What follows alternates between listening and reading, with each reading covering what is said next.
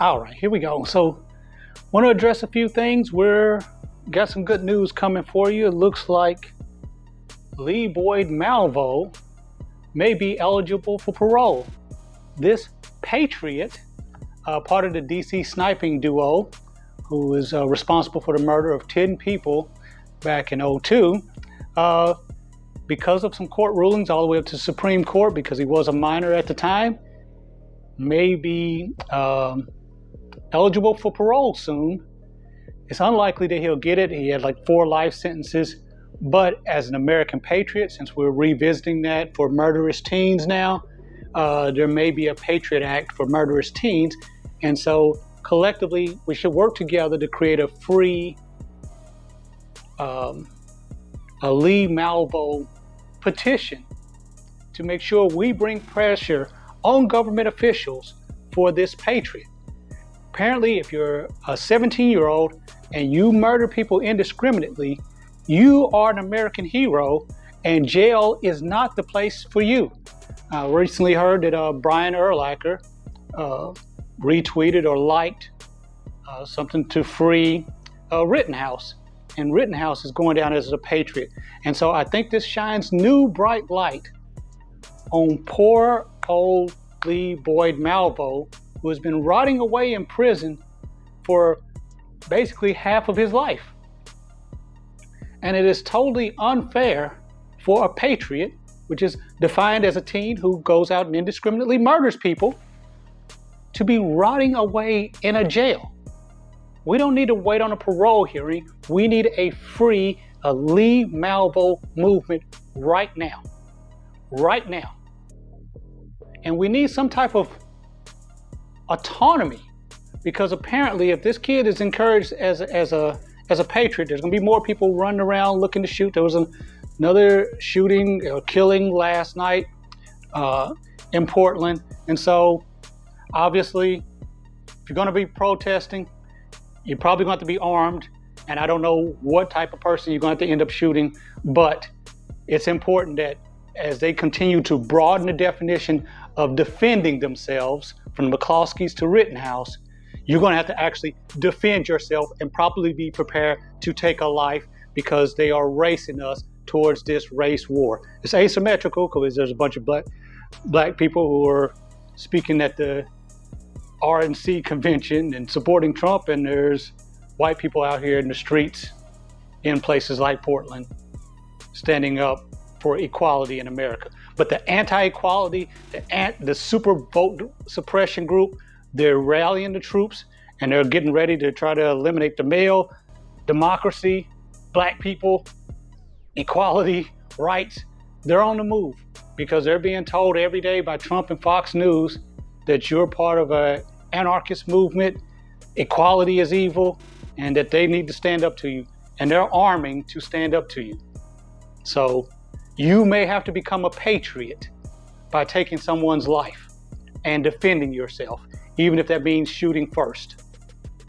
That's what it's come to. There's no alternatives. They're not open to peaceful protest. They wasn't even open to kneeling 4 years ago. They're not open to the March on Washington. They want a war. They want a physical bloodshed war. Anytime you talk about rights for black people, this country wants bloodshed. The suppression of black rights, the oppression of black people is so intricate and so important to the American psyche that it is a form of PTSD, of traumatizing people whenever you talk about equality for black people in this country. They are being traumatized. They are being terrified every night, all day on Fox News and listening to Trump, that this is the end of the world as they know it. They are not prepared and have no inclination to live in a country of free black people who share the same rights as them. So you're going to have to be prepared to be an American patriot. Apparently, murdering people, shooting unarmed people, shooting people first makes you a patriot. Makes you a hero to come out on your front porch and point guns at people on the sidewalk. You become a hero.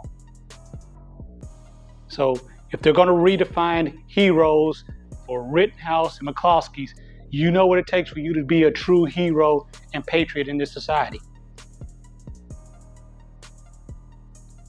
That's where we are. It's been over and over explaining what the kneeling was about. It's been over and over of saying, hey, these are peaceful marches.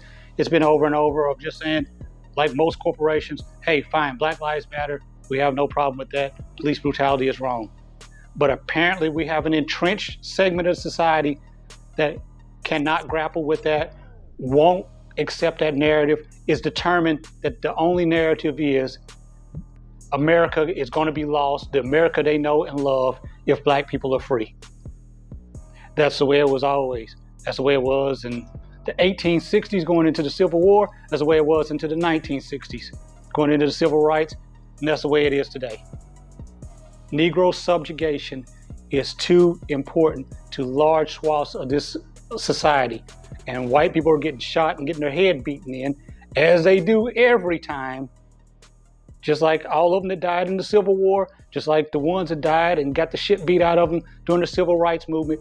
If you say this country should live up to its ideals, you're going to get the shit beat out of you and you may die. So police brutality clearly isn't a myth, because now they've extended that blackness to those white protesters. And your life being worthless has been extended to white people who want to support equality for Black people. That's where we are. So we got 2 more months of this cuckoo being the exclusive president till we can get a president-elect. I'm not worried about voter suppression. I'm not worried about the mail, because there is no way for him to govern after November 3rd, excuse me. November 3rd, it's a wrap. It's a wrap. Because either he's stolen the election at that point, and you can't govern from a stolen position. This is not like his first term or Bush's first term, where you just don't get, you have the fewer people vote from you, and this fucked up electoral college puts the person with the fewer votes into the White House anyway. He will actively have used his office to steal the election. And there will be no power in that office with him in it, period. And so by mid-November, we'll be having probably a real Black Friday, because nobody, apparently, because he doesn't want to lose, he's selling that it's fraudulent. Well, you're selling that it's going to be fraudulent anyway, either way. You're selling that it's fraudulent if Biden gets it, and you're going to have your crazies out there, but the other crazies are going to be out there if you're declared the winner, Trump. Bet your bottom dollar. So you want riots and craziness in the streets and say it's all rigged when you lose? See how it looks and what people are saying if you win. You've set it up both ways. You set it up to sabotage yourself. If you won fair and square, if people wanted you to be president, you fucked it up by running around saying the election's fucked up unless I win. No. There's going to be 70% of the population, as it is right now, that will not accept a second term from this lunatic. Period. And there's going to be a whole lot of patriots dealing with each other from both sides, no matter what the election results are saying. We are watching America become a failed state. Everybody's running around during the pandemic like they don't understand a fucking infectious disease. And politics are beyond politics at this point. We are hurtling towards civil war as fast as we can. So at this point, we don't know if we're going to spread the pandemic faster this fall or civil war. But the herd, I guess, be thinned out pretty good by next spring, because we got a lot more. At the rate we're going, 21 is going to be worse than 2020.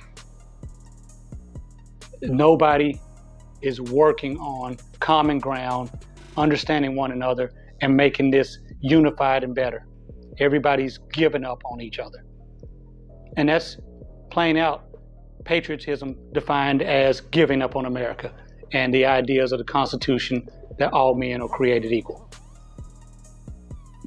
It means a patriot is to fight fair and free elections. A patriot means to fight one person, one vote. A patriot is to brainwash children to go out and murder indiscriminately. A patriot is out here fighting for the right to spread a deadly disease. That's the sick and twisted dystopian reality that I wake up in every fucking day. But that's what I got for you. So, as usual, fuck you. Don't need you to subscribe. Don't give a fuck about your comments. I'm a grown ass man, so my life doesn't revolve around likes. I'm just some guy, and only I know what's best. Have a great day.